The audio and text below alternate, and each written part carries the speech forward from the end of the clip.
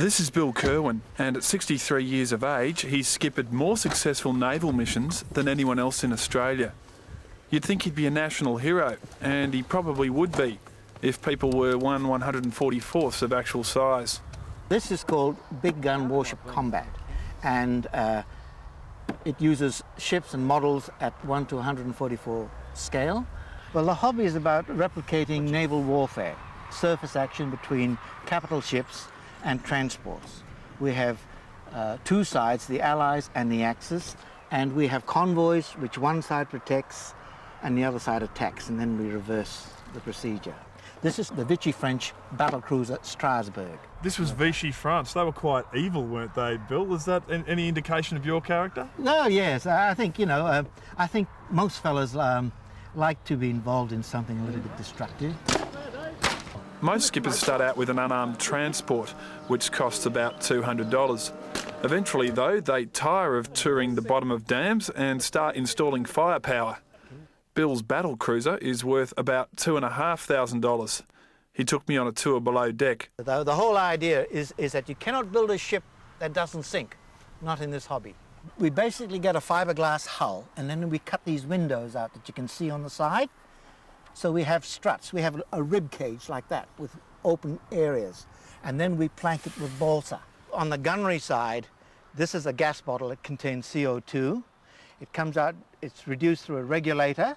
It supplies power or gas to the A and B turrets and the rear turret. When we actually fire the gun, it picks up 4 ball bearings in each turret and fires 4 at once. So I can get 55 salvos of 8 ball bearings during a battle.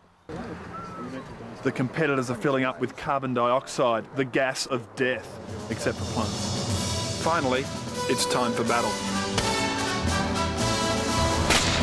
You mongrel. The Lord giveth and the Lord taketh away.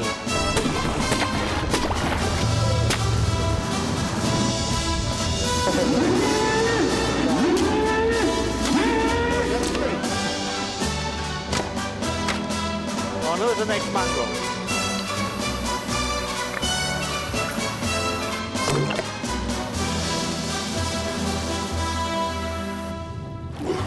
It's mayhem out there. There are boats being hit, there are boats sinking, there's balsa and ball bearings everywhere. It's the cost of war.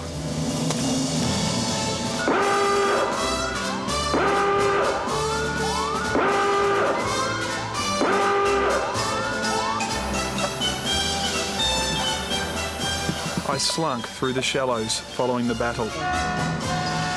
Meanwhile, Bill was under heavy fire and desperately heading for port. Well, I'm taking water now. I'm continually pumping, so I might head for home.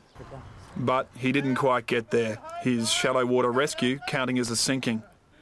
Oh, you mongrel. Nothing Christian about you, is there? Over the day, Bill's Axis team won easily, more than doubling the Allied total. And many boats were sunk, all but one releasing their float as they plummeted, all but the HMS Royal Oak. And guess who got the job of shallow water ship salvage?